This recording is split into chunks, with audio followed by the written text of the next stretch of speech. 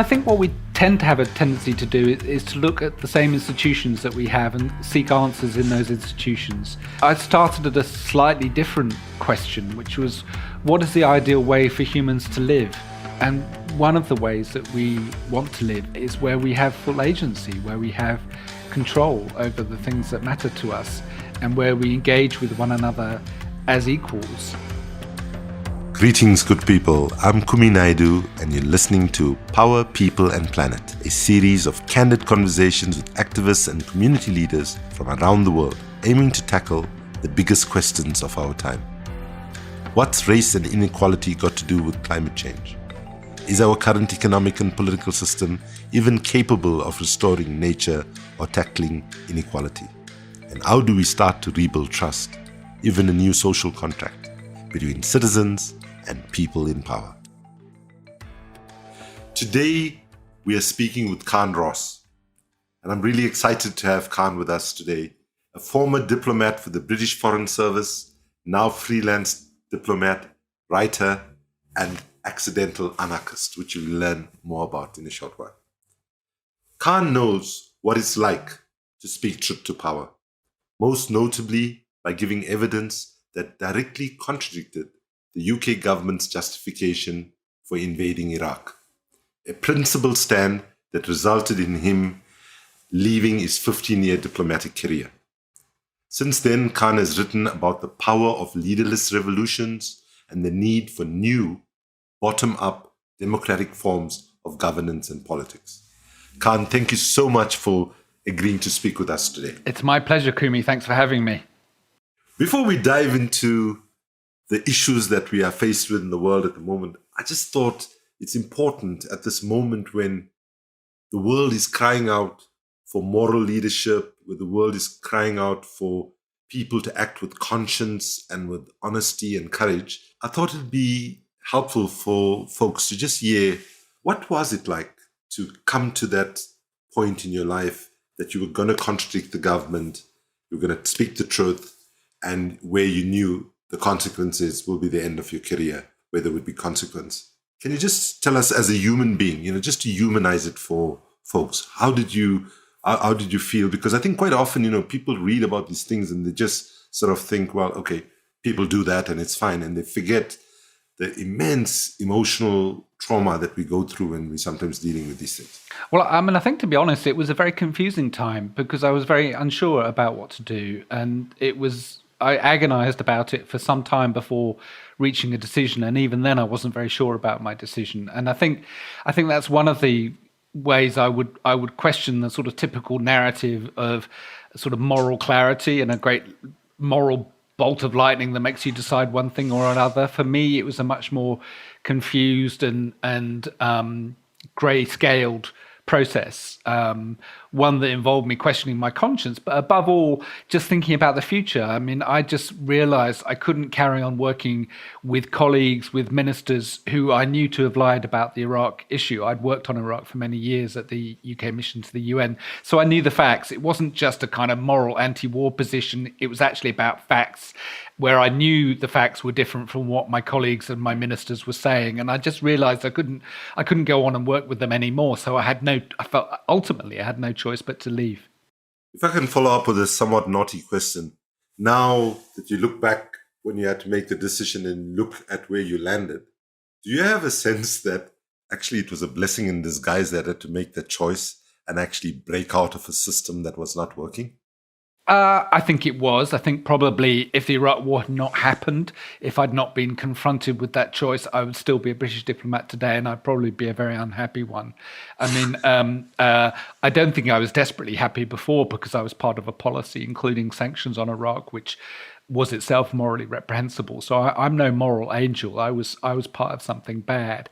But I think being forced to walk your own path, to make your own choices about life, rather than being within a highly structured bureaucracy where really you're told what to think and you're instructed how to express yourself politically, was a very healthy thing for me. It has not been easy, and there are many things I regret about leaving the Foreign Service, above all the security, the index-linked pension, particularly as I get older.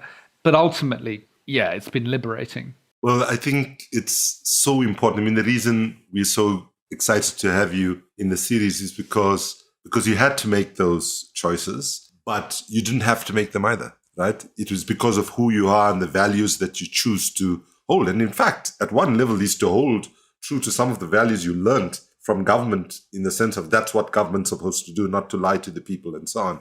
So I just want to, before we dive into what's been happening in the world and your thoughts about how we might move forward, say thank you. Because right now, I feel very strongly we need people that are within the systems, right?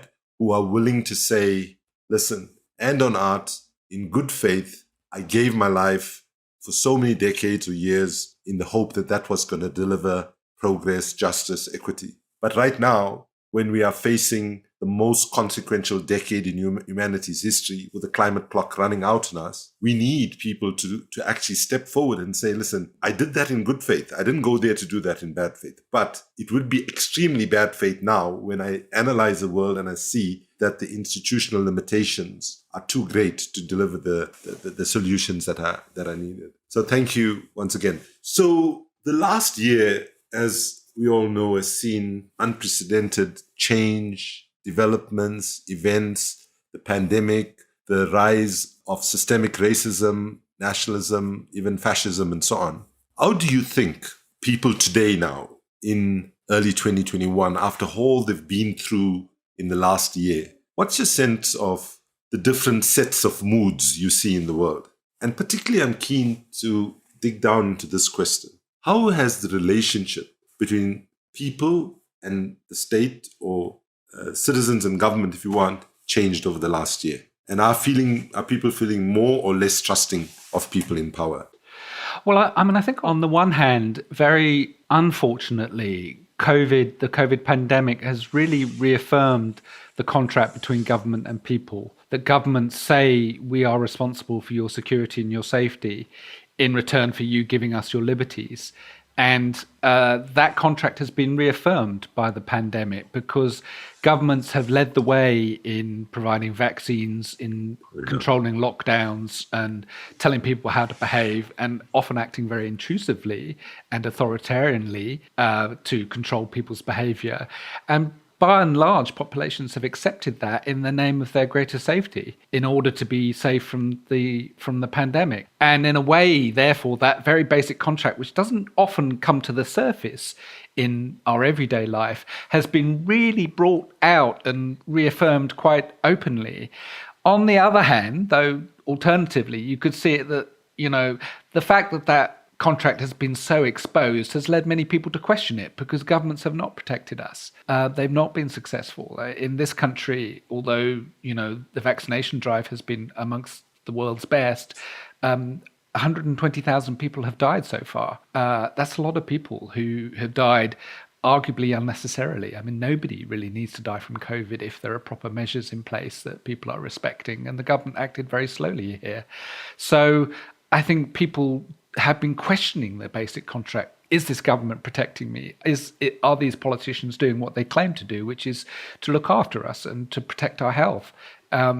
So I think it cuts both ways, the COVID pandemic. I do think it will come out as being a very aberrational period in human history, and whether there are real read across to the broader crises that we face, I don't really know. Well, so for many people, this moment, as you described it, is one of fear, pessimism, even lack of hope. But for some people who I've been speaking to, and I want to see which category you fall in, they feel all that sense, right? They feel the desperation. They see people suffering, especially those of us who live in the global south, and the impact it's had on the poorest of the poor and so on. But on the other hand, they say, actually, bad as the situation is right now, and I'm saying this is also my view, I don't see any moment in history, and I'm thinking about more than 40 years of activism here, where I had a sense that things are so really bad, right? On the one hand. But on the other hand, I also have a sense that there's never been a moment in my living memory where the possibilities for big, fundamental, structural and systemic change, I feel, is potentially higher now than ever before, while I will also concede that the risk of things getting seriously messed up if the forces of justice do not organize and be creative and strategic and so on in this moment of fluidity and uncertainty. So do you have that sense that the potential for big change is riper now than perhaps in our adult lives? I agree to a large extent. I think that consciousness of the necessity of change is greater than it's been in my lifetime at any time. In other words, that people accept that the current paradigm, in particular of capitalism, isn't working. I read daily, arguably one of the most capitalist of publications, the Financial Times, or where capitalists go to read their news. And the Financial Times on a regular basis says we're in a post-capitalist period. You know, what is coming next after capitalism? You have capitalists from Bill Gates and others saying, you know, we need a new paradigm. And the elements of the new paradigm are largely clear what they should be, namely greater equality and sustainability. Those are the two kind of pillars of what the new paradigm should be. But apart from that, there is no clarity about what the paradigm should consist of, what kind of economic or political system should replace the current status quo. And that's my frustration, that everybody seems to be well aware of the failings of the current system. But what there isn't clarity about is what should replace it, what kind of system should replace it, and how we get from here to there. Absolutely, but I agree fully with you. I'll say it's even worse than that in some ways, right? And I'll give you an example.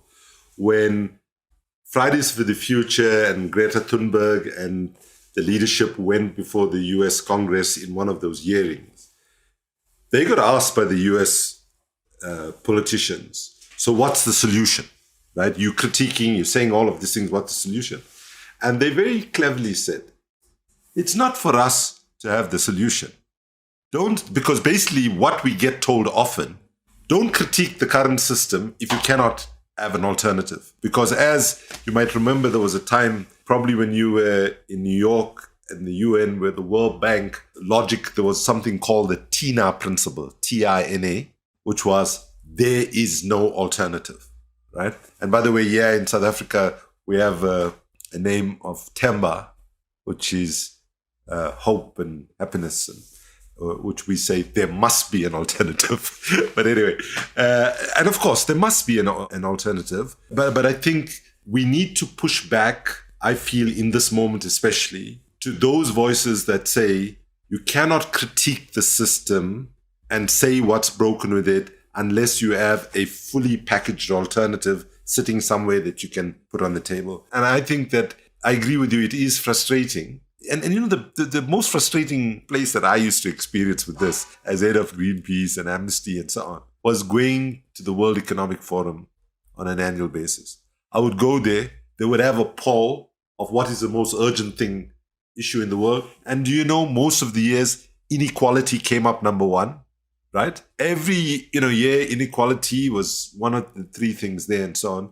And everybody would nod. The establishment, those with power, almost feel to acknowledge injustice is actually 80% of the issue. Just by acknowledging it, it's sort of saying, okay, we name it, it's there, and so get used to it and just live with it. So I'm quite impressed and really inspired by some of the thinking you have done post the diplomatic service. And I have to say, as a voice from the global south, I'm very glad that you are where you are now and not in the British Foreign Service in terms of the contribution you can make to the global community in terms of the thinking.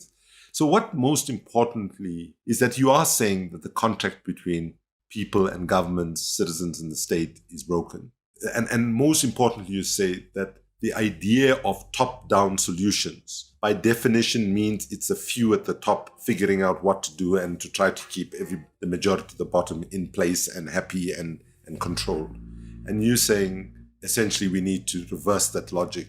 And at some level, many would say that's what democracy really should be like. But today, I would argue, in far too many countries around the world, we have the form of democracy without the substance of democracy. Right. And I think elections in many, many countries, in the majority of countries, have become sort of preordained elite legitimation exercises where people are excluded. Right.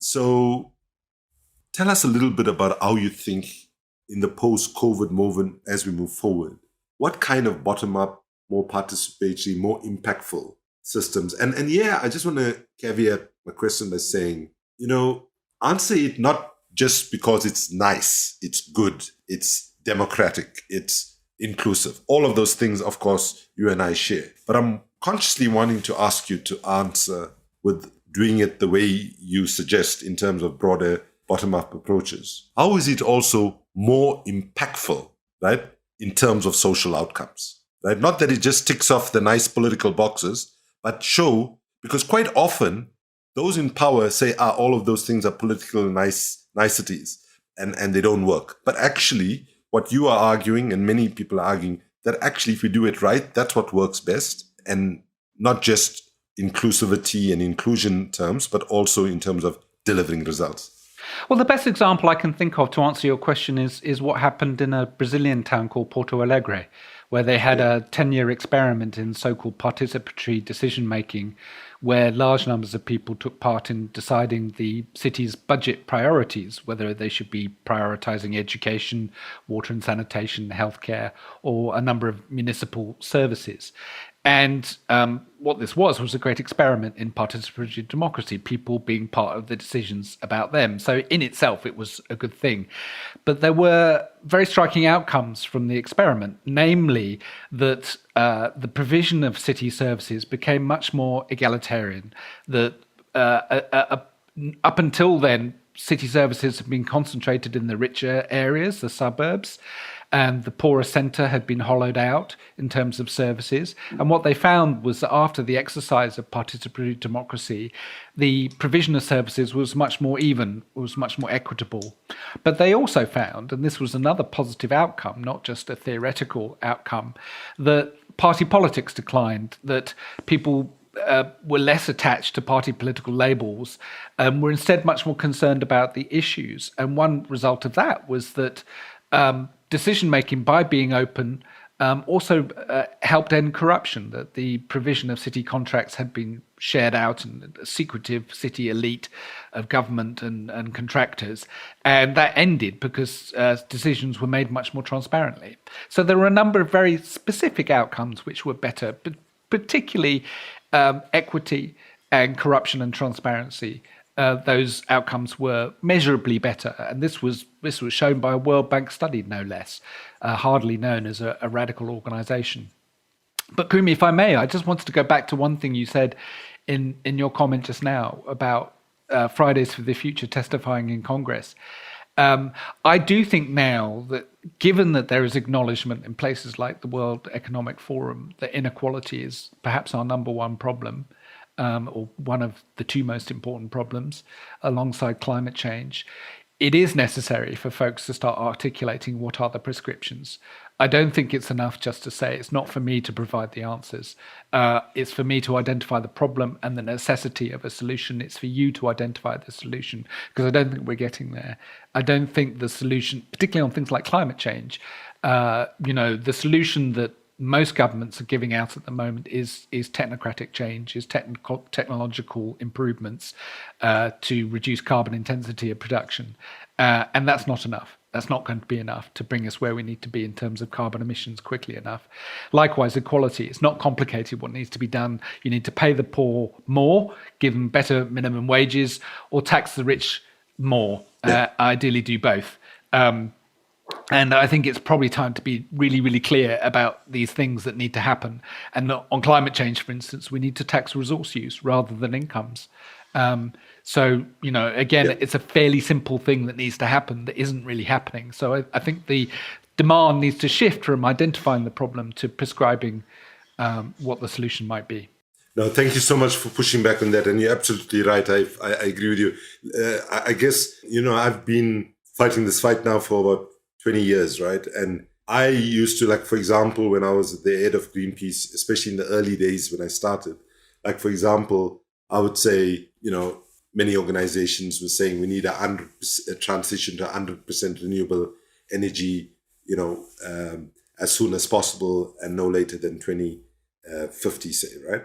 And then you could ask, well, how exactly are you going to do it? How are you going to transition from and sometimes I would find myself, as many activists do, in those policy discussions, not necessarily always having the absolute detail. But the point you make so well is that actually I fully agree with you that in most of the things, it's not rocket science anymore. It's there. It's an issue of political will. And all I'm saying, partly I'm saying it to folks that are listening, right? Because sometimes the barrier to participation, the barrier for people to feel, listen, this is my children's future. This is my future. This is something I must get involved. And then the way the climate discourse and the way the inequality discourse is framed, I'm sorry to say that we in the activist community must also take responsibility about whether we've actually not done enough to make those conversations accessible to the largest numbers of people to be able to participate in it. Because, we are, the sort of policy elites within civil society also become a particular sort of clan and speak a particular language. And I think the need for us to speak in imagery is also that people understand. Would you say something, though, just because the Kurdistan example of how they made progress and developed an inspiring form of local democratic governance, why I like it is because that's another thing we need to break in this moment that we're in, which is we look at all the wrong places for solutions. We look at mostly at the places that gave us nuclear weapons, that gave us dependency on fossil fuels and so on. And I love the fact that people don't look to a place as Kurdistan for what we can learn, and you found something that we can learn. Can you just share that, please? It wasn't me that found it. It was in the Sure. anarchist community in particular. People were talking about what was going on in Rojava, but it wasn't very well known. And I was lucky enough to go and visit there and film it and write about it a little bit. It's a place called Rojava in northeast Syria, which is in fact Western Kurdistan, which is what Rojava means in Kurdish. Kurdistan is divided into four between Iraq, Iran, Turkey, and Syria. So this is the Syrian bit of Kurdistan. And there they are practicing a form of local democracy inspired by the teaching of a guy called Murray Bookchin, who was a kind of eco-anarchist, if you like, though he rejected the label anarchist. More communalist was more a label he preferred, where decisions are made at the local communal level as much as possible, and decisions that need to be made for a greater scale than the commune are made by representatives who are appointed by the local communes and are wholly accountable to them, and can only represent decisions made at the communal level. So it's real bottom-up democracy where decisions are made at the communal level and implemented at scale, whereas what we have in our supposedly democratic systems is decisions are made at the top level and implemented at the bottom level. So it's an inversion of that model of representative democracy. It's not really representative democracy. Representative democracy means when you elect a few people to make decisions for the many. And I think that's a very imperfect model. It's deeply prone to corruption. But above all, what it has led to is supposed democracies where people don't feel included, where we have democracies, as you say, in name only, where people think that they live in a democratic, or told that they live in a democratic society, but are frustrated by their lack of agency and don't feel they're part of the decisions that really matter to them. Now, thank you very much for that. Now, I think it would be fair to say that even many people who support action on climate change, support action on ending systemic racism, support addressing inequality, would have quite a lot of anxiety about the notion of how anarchism has been framed over time. Can you just sort of say, why does a British diplomat, after 15 years, coming from that kind of training and so on, ends up by saying, actually, anarchism, the way I understand it, and I heard your lecture on TED Talk, and I got it from the way you said it, very persuasive. I recommend people to go see that TED Talk. You call yourself an accidental anarchist. Just talk that through, because I think that's quite fascinating. Because right now, I think, we all are challenged to remind ourselves what Albert Einstein once said when he said the definition of insanity is doing the same thing over and over again, expecting to get different results. Or put differently, he said, if you're trying to address a big problem or a big challenge, don't use the same thinking frameworks and logics that got you in the problem in the first place. And if many of us are brutally honest, we are making that mistake, and we probably tick off the box of insanity. I know I did for a long time. Well, I think what we tend to have a tendency to do is to look at the same institutions that we have and seek answers in those institutions, where I think I started at a slightly different question, which was, what is the ideal way for humans to live? And one of the ways that we want to live by is where we have full agency, where we have control over the things that matter to us, and where we engage with one another as equals. And the only philosophical system that grants this is, in fact, anarchism. And this came as quite a shock to me to realize that actually a system where people are fully participating in decisions about their own lives as equals, that has a label already, and that is anarchism. And for me, it's a very gentle kind of anarchism. It's not about destruction. It's not about a war of all against all. It's about cooperation, society, community. And it doesn't involve the rejection of structures, as long as those structures are genuinely participatory and transparent. And Murray Bookchin's vision of anarchism, for instance, was one based around local institutions which are formed by consent, where people participate as equals and make decisions on a totally equal footing. And that seems to me, just a different way of describing democracy, but in fact, it's anarchism as well. So, I don't think we should be too scared by labels. What I'm trying to aspire to is a renovation of the notion of democracy. I mean, it's also akin to something the ancient Greeks saw as democracy. They had citizens, albeit only men, and people who weren't slaves, with those two big provisos, but citizens took part in government. They took it in turns to take decisions about the polis. And that they therefore had a much greater sense of what direct democracy should mean than we do. Our institutions have ossified and evolved into these things where clearly, to many, if not most, if not all people, decision-making feels very remote from them, and they feel completely alienated by the system. And this is a common feature across Western democracy, not just Western democracy, but across many so-called democracies, where people feel that they're not being heard. And they're very angry, and this is manifesting itself in lots of different ways, from the QAnon movement in the States and right-wing violence in the States to the Gilets jaunes in France, both driven by a sense of people being alienated by their own political systems, of people who don't feel heard. I'm not commending necessarily either movement, but I am saying that there are clearly phenomena emerging around the world which speak of a disillusionment with the status quo, whether it's the system of government or the economic system, which are bound together deeply. They're two sides of the same coin. And clearly we need to rethink both the politics and economics of our society. And I think if you can rethink the politics of it and have a more participatory system where people take part as equals, then you will get better economic outcomes too. You will get more equal, fairer economic outcomes, because people will get a fair crack of the whip in saying how their society should be run. And you can't have, from such a system of governance, you can't have unequal outcomes. So that system of government is inherently incompatible with capitalism as it's currently organized.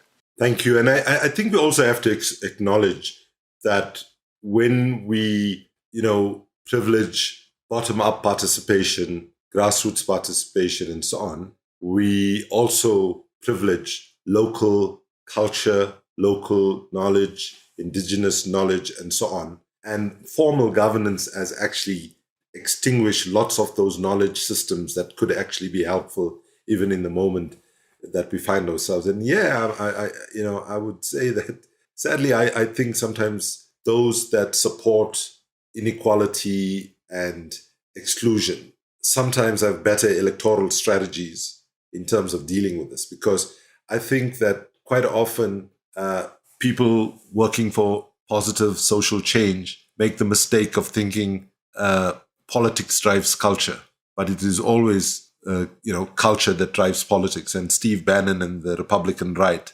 understood that so well in the run-up to the election.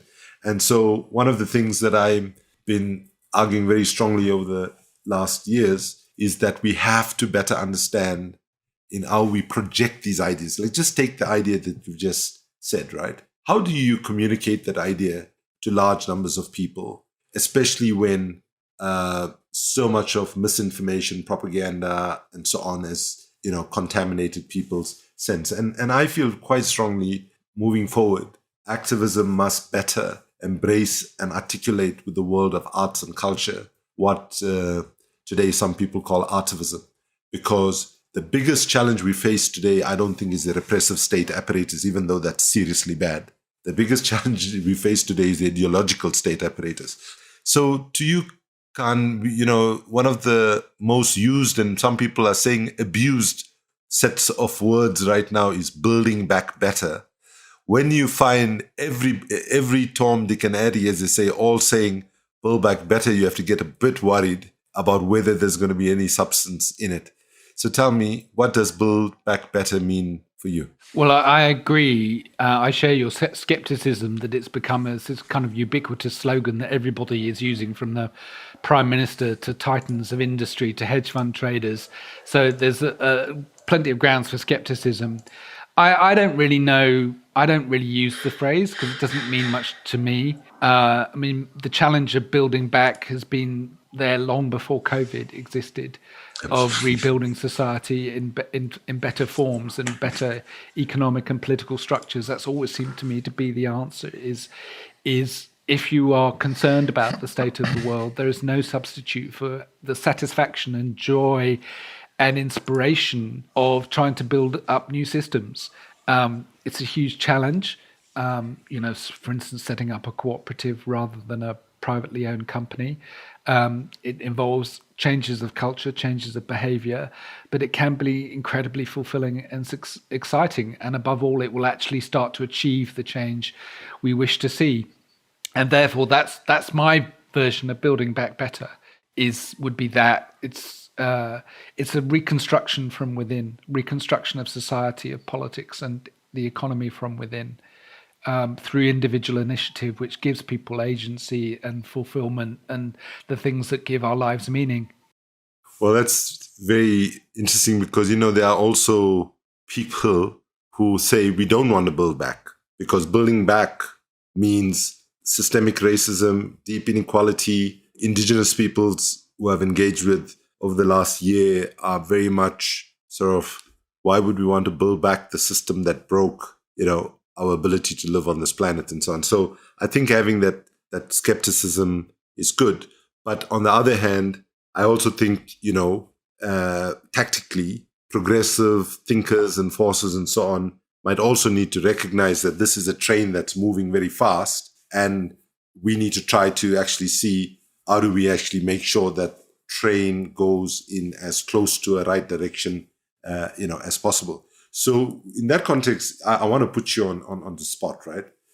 Assuming Antonio Guterres and all the other heads of global institutions were to say to you, Khan, for taking such a moral stand on the Iraq war, we are giving you a gift. And the gift is you can write one clause into a social contract. And let's say this is going to be global. This is going to be something that governments everywhere will sign up to, and they will commit to engage with their citizens in a particular way, make certain commitments and so on. Which clause would that be for you? What would it focus on? It would focus on political inclusion, which is kind of a boring word, but it basically means people having equal power with each other to take decisions. Equal power, not just being in the room, in the forum where the decision is taken, but actually having equal power over the decision. And that means intrinsically things like racism, inequality, and stuff cannot exist. They cannot. If those conditions exist, then you cannot have equal participation. So equal participation implies the resolution of a whole host of other problems. And if that is the goal, then that I think is one that would in itself be worth having, but would, as I've suggested earlier, would help solve a whole host of other problems as well. So that would be my number one thing: equal inclusion in political decision making or in any decision making. I must confess that would be mine as well. And let me tell you my reason. If I also got that gift of writing a clause, it would be on the critical need for social inclusion. And the reason for me it's so important is because I think both in the literature, but also in the way it's practiced, when people talk about social exclusion and they talk about people being socially excluded, I think people mainly think they're talking about minorities of citizens. They're thinking about maybe cultural minorities, linguistic minorities, ethnic, religious minorities, people living with HIV/AIDS, people with what are seen as alternative sexual orientations or whatever. But then you add the fact that most young people in the world are also excluded. Most women in the world are also socially excluded. And by which I mean they do not have the capability to bring their full selves into society, that they cannot exercise their full worth. They cannot get the education they need to be the best they can and so on. And then you add older people and older citizens, far too often, misguidedly, policymakers throw them on the, dustbin of history. And when you add all these numbers, actually, there are more people who feel a sense of exclusion than feel a sense of inclusion. God, yes. Yeah. I've met senior diplomats and government ministers who felt excluded, who felt disempowered. Almost everybody feels disempowered. It's a system that's designed to make people feel disempowered, except the tiny number of people who have power at the center. So, it's a system of exclusion. I mean, there are particular groups that are particularly excluded and are socially excluded as well as politically and economically excluded. But a system where other people take decisions on your behalf is one where you feel excluded. And that's bad. And that's what needs to end. I mean, it's apart from anything else, it's such a desiccated vision of humanity. It's such a depressing, minimized, where we don't have responsibility for our own affairs and for our own decisions. It's such a dry, arid vision of what it is to be human. We should be participating fully, flourishing. I mean, this is one of the great insights of anarchism. I think that spiritual, moral, artistic flourishing as humans can only happen when we don't have hierarchy, when we don't have coercive relationships between people. Absolutely. In fact, in the early days of the pandemic, I wrote an opinion piece in the Medium blog where it was called "COVID is horrific, but affluenza is the worst disease facing humanity." And I feel that, as you very eloquently wrote in your article in the Extinction Rebellion collection, that there is a desperate sort of need for us to address the question of unequal consumption. Because, the reality is there are far too many people in the world who have far too little and consume far too little. And there are also far too many people in the world who, they are in a minority overall, but still consume far too much. And I define affluenza, I mean, others have used this phrase before me as well, as, the pathological illness that a good, meaningful, decent life comes from more and more and more and more material acquisitions, where arts, culture, spirituality, our relationships with our neighbors and so on, all of those things, I think, whatever the Financial Times means by a post-capitalist reality, I hope a post-capitalist reality brings back some of those things that we had in a pre-capitalist, context. It's the abandonment of materialism. And there we see a parallel with what needs to happen environmentally, that we need to stop consuming things. We need to stop making things. We need to move beyond growth to a much richer conception of what is human progress.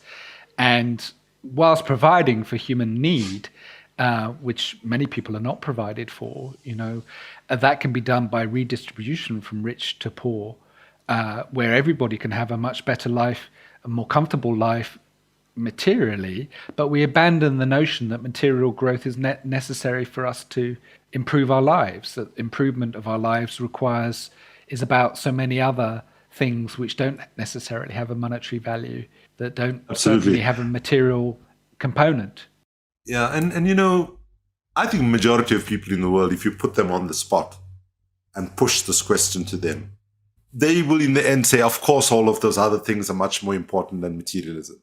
But it seems like people have been put on a materialist trap that it's very hard, to jump off that train. And I appreciated the fact that you were so honest in the introduction where you said, even for me, making that moral choice that I did has had consequences, right?